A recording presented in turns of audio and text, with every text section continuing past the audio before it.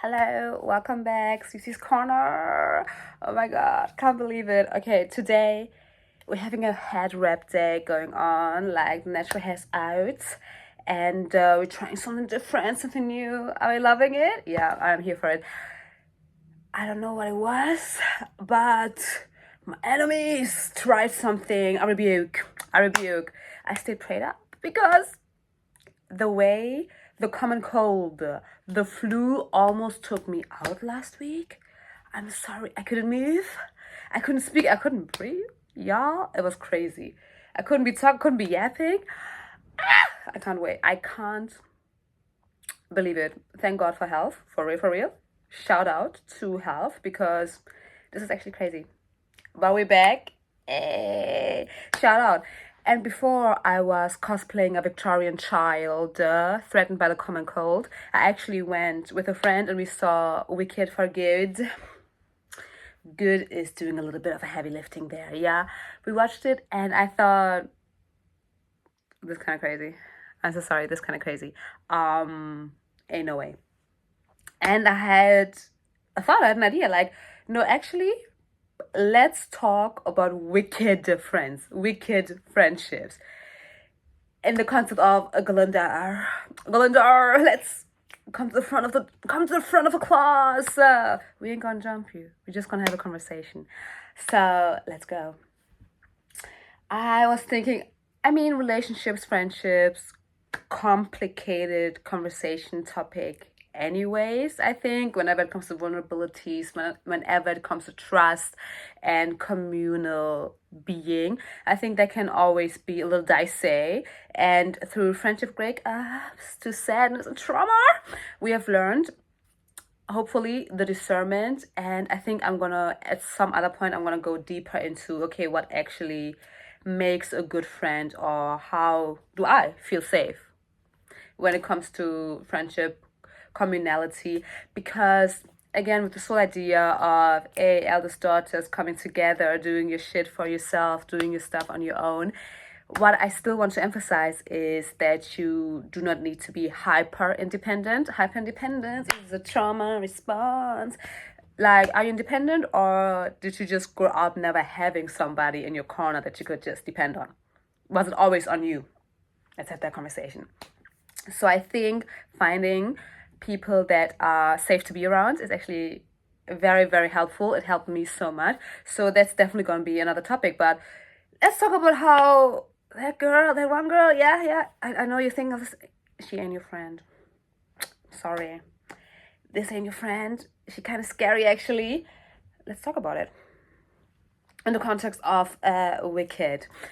Because Wicked, it is deeper because this is some fascist government who is trying to have Alphabet dead, but there's still lessons we can take from it.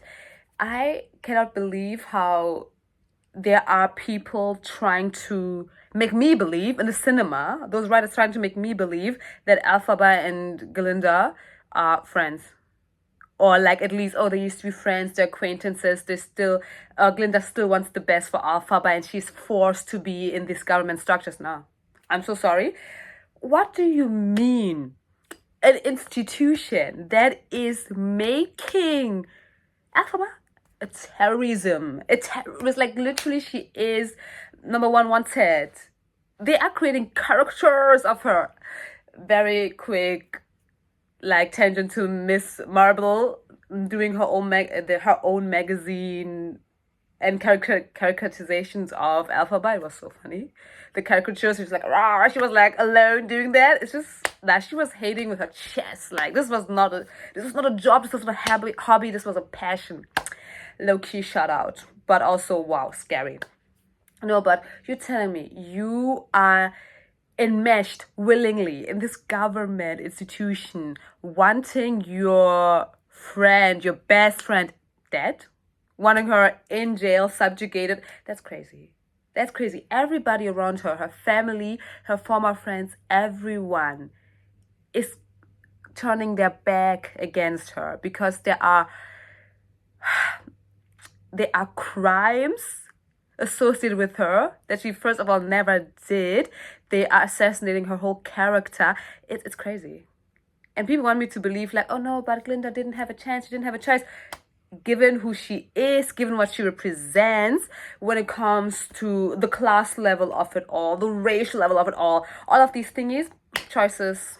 And choices were made. Can we accept Glinda loved a little bit of a fascism? She loved a little bit of a regime that wanted her friend dead.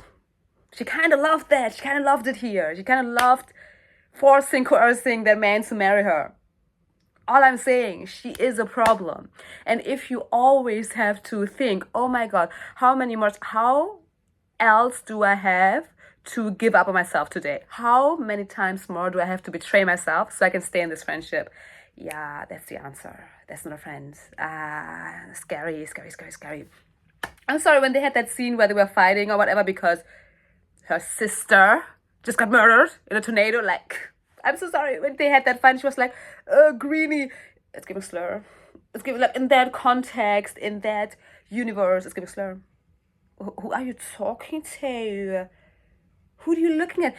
Even in the first movie, I wasn't the biggest fan. I could excuse the dynamics a little bit more because I gave them like grace, like, okay, you're young, although it took me a lot to do that because you can be young, but also why you hate her? Why you out here bullying that girl? She ain't done nothing to you. I get you feeling inferior. Okay, now what? But I was like, hey, good. First movie they're in school, the children. Let's give it some. Let's excuse. She's a grown woman now. She's a grown woman. She knows what she's doing. She could have made so many more choices. And even if she would have turned her back on Oz and all of these dynamics, everything there, I am being so cocky to say she would have never had the negative repercussions to that level as Elphaba did because of who she is and what she represents and what she can make them believe. Also, it was crazy to me how it was like, yeah, they want a villain, they want a good person, yeah. But then the solution is that you explain to them, to explain to people, it's more complicated than that. It's more nuanced. Wait, what? Yeah, it is that deep. The children need to read. And with the children, I mean the adults. I mean my age mates. Let's find a book. Let's find a book and read. Get a marker. I'm so serious because this literacy crisis, this comprehension crisis, is scary. It is scary, and that's why we have media. Like that's why we are living in a still an economic state of the world, and the political and economic state of the world, as Jaden Smith has prophesized. So I can't even speak. That this little rant already took all my air.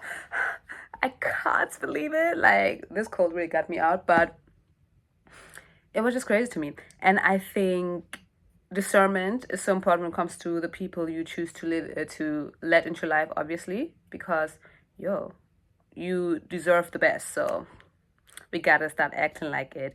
And with Elphaba and Glinda, I think it was so glaringly obvious, and it's just scary to me seeing how people are defending Glinda. What? I'm sorry, like, people have choices and they do make choices. Can we have that conversation? They actively make choices, and when these choices are so harmful to you that they threaten your livelihood, bro, we're not talking about friend no more. It's about your survival, bro. Like, what? Also, that song, like, oh yeah, some people are here for a reason. So it had to be Elphaba's demise for you to be a fully self-actualized person who does the right thing. You had to lose her, that best friend. Oh my God, like, you needed this marginalized queer black woman to have her demise, for her to not be anymore, for you to use her as a stepping stone to become the better you. Nah, that's upsetting me. I can't believe it. And please let me not start on Fiero talking about, like, oh, you're beautiful. Like, oh, don't lie to me. No, I'm just looking at it in a different way. That's crazy. So I think that was my little rant.